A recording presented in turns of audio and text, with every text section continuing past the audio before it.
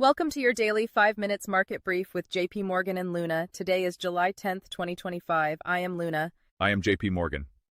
Indeed. It was quite a day. We're looking at U.S. stocks hitting fresh highs, which is remarkable, really, when you think about the headlines. You had trade wars heating up, talking about monetary policy. It's just a prime example of the markets trying to digest these really mixed signals. And what's fascinating is just how resilient U.S. equities were, despite some pretty big geopolitical stuff happening. Right, that resilience. Let's maybe unpack that a bit. Especially in tech stocks, it seems almost, counterintuitive given all that noise. From your perspective, what's really driving that strength in U.S. equities right now? Yeah, it's a really interesting dynamic. The sources we looked at suggest these broad gains, particularly in tech, kind of reflect flight to safety, but safety into, perceived quality, which is tech right now for many. And traders seem to be showing what you might call tariff fatigue. Tariff fatigue? Yeah. It's almost as if the markets learned to tune out some of the headline threats, maybe. Yeah. They're largely shrugging off these new trade announcements, perhaps banking on growth staying strong, or maybe thinking these are just opening bids in a negotiation. And speaking of tech, the numbers were pretty striking. The Nasdaq composite jumped almost a full percent, a record high, 20,611. And that huge milestone, NVIDIA, briefly touching $4 trillion in valuation. The first company ever. The first ever. And the S&P 500, the Dow, they also had solid gains. Microsoft, Amazon up around 1.4, 1.5%. Does that kind of surge, especially concentrated in tech, tell us anything deeper about the quality or maybe the risk appetite of this rally? Well, it certainly highlights the market's conviction in, innovation and growth. Even with all this uncertainty swirling around, it suggests investors are actively looking for companies with strong earnings potential, companies they think can weather these broader economic storms. But, it definitely raises that important question. How long can the markets truly ignore these escalating trade tensions, even if individual companies look strong? That really is the million-dollar question, isn't it? Because our source digs right into President Trump's announcement, new 50% tariffs, specifically on U.S. copper imports and also all goods from Brazil, both set to kick in August 1st.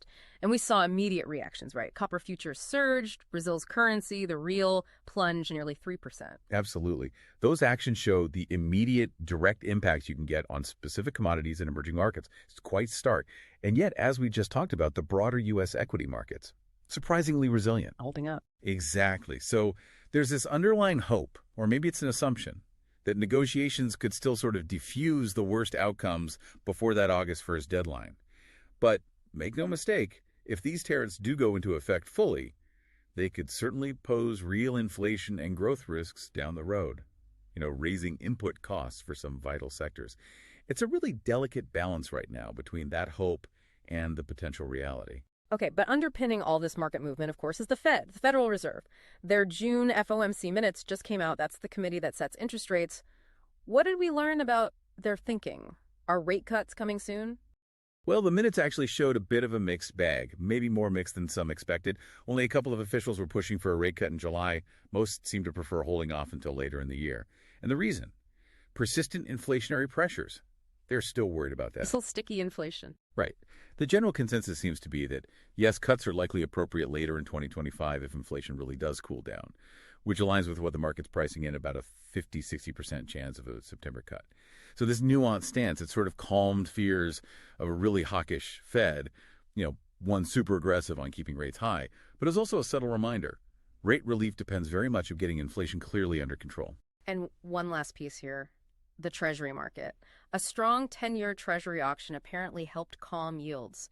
What does that signal about investor sentiment towards safety? Yeah, that was significant. It was a $39 billion auction, and the demand was quite robust. We saw the 10-year yield settle around 4.34%, which was down about 6 basis points. That's 0.06 percentage points.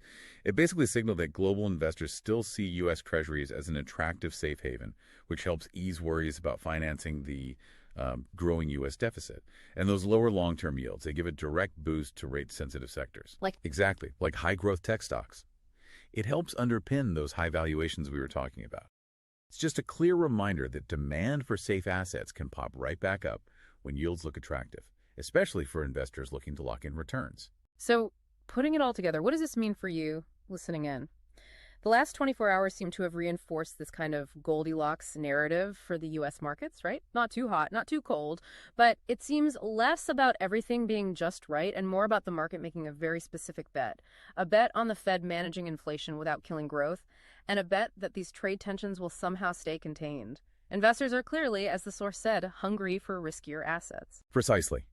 And while the path of least resistance has definitely been upward lately, the fragility of that Goldilocks scenario is really key here. It feels fragile. The trade conflict could absolutely reignite volatility if those talks break down before August 1st. And Fed policy is still uncertain if inflation surprises on the upside again.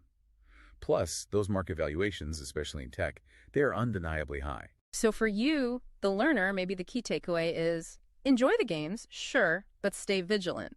Monitoring the news on trade talks really closely, especially as that August deadline gets nearer, and keeping an eye on what the bond market is signaling. That seems crucial right now for understanding the market's real footing. Yeah, absolutely. And maybe something for you to mull over. In a market like this, where the positive feeling is strong but also feels quite fragile, what specific steps can you actually take in your own planning? How do you make sure you're not just riding the current wave, but you're also strategically prepared for whatever that next potential plot twist might be? Enjoy the brief? Please like and subscribe. From equities and bonds to global risk sentiment, we deliver day's key market moves, macro trends, and institutional flows in just 5 minutes. Live stream coming soon. Stay tuned.